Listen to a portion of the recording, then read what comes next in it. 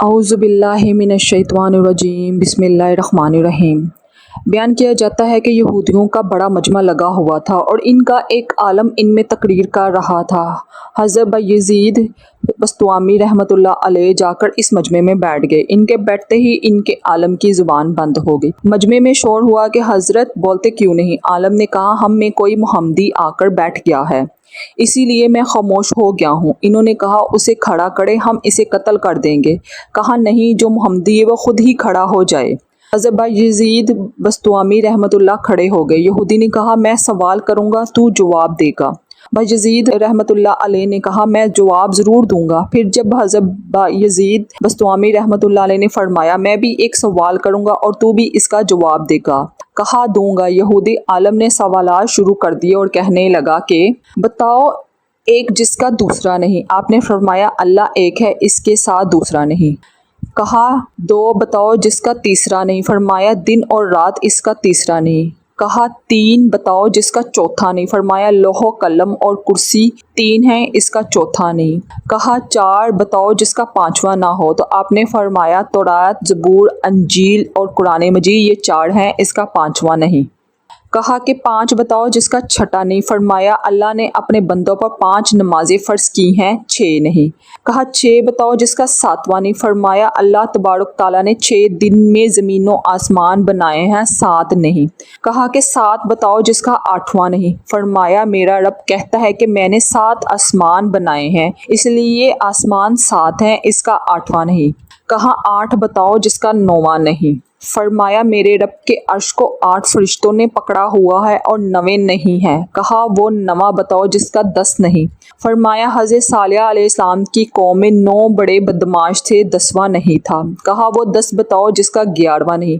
فرمایا حج میں کوئی غلطی ہو جائے تو اللہ نے ہم پر 7 روزے وہاں رکھنے اور 3 گھر پر رکھنے کو کہا ہے، اس لیے 10 ہیں، 11واں نہیں۔ کہا وہ 11، بتاؤ جس کا 12 نہیں۔ فرمایا حضرت یوسف علیہ السلام کے 11 بھائی تھے، 12 نہیں تھے۔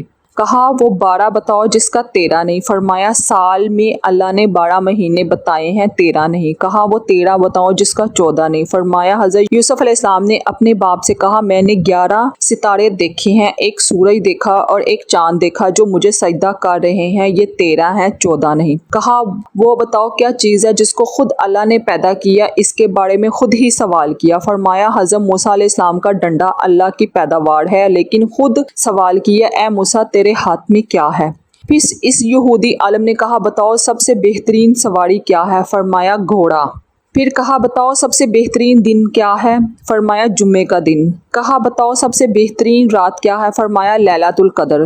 پھر کہا بتاؤ سب سے بہترین مہینہ کون سا ہے؟ انہوں نے جواب دیا رمضان المبارک۔ پھر فرمایا کہ بتاؤ کون سی چیز ہے جس کو اللہ نے پیدا کر کے اس کی عظمت قرار کیا؟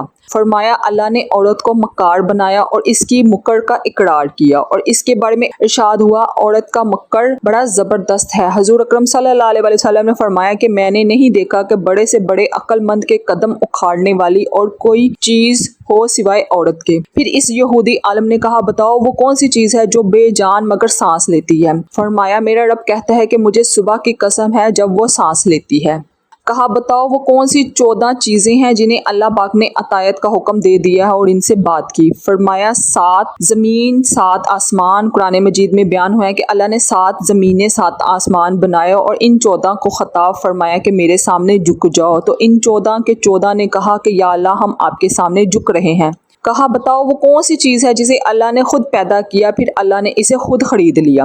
فرمایا اللہ تعالیٰ نے مسلمان کو خود پیدا کیا اور ان کو خود خرید لیا ہے جنت کے بدلے۔ کہا بتاؤ وہ کون سی بے جان چیز ہے جس نے بے جان ہو کر بیت اللہ کا طواف کیا؟ فرمایا حضرت نوح علیہ السلام کی کشتی پانی پر چلی اور چلتے چلتے جب بیت اللہ پر آئی تو بیت اللہ کے 7 چکر لگائے۔ کہا بتاؤ وہ کون سی قبر ہے جو اپنے مردے کو لے کر چلی ہے؟ فرمایا حضرت یونس علیہ السلام کی مچھلی جو اپنے اندر حضرت یونس علیہ السلام کو بٹھا کر 40 دن تک پھرتی رہی، لیکن یہ اللہ کی قدرت کا کرشمہ ہے کہ حضرت یونس علیہ السلام کو مچھلی کے پیٹ میں بٹھا کر نہ مرنے دیا، نہ بھوکا رکھا، نہ پیاسا رکھا، نہ بیمار کیا اور نہ پریشان کیا۔ کہا بتاؤ وہ کون سی قوم ہے جس نے جھوٹ بولا پھر بھی جنت میں جائے گی؟ فرمایا حضرت یوسف علیہ السلام کے بھائی، جن کے بارے میں قرآن مجید میں بیان ہوا ہے کہ حضرت یوسف علیہ السلام کے بھائی شام کو آئے اور بکری کا خون کرتا کے اوپر مل کر آئے اور جھوٹ بولا حضرت یوسف علیہ السلام کو بھیڑیا اٹھا کر لے گیا ہے، لیکن حضرت یعقوب علیہ السلام کے استغفار پر ان کی توبہ کرنے پر اللہ نے انہیں جنت میں داخل فرمائے گا۔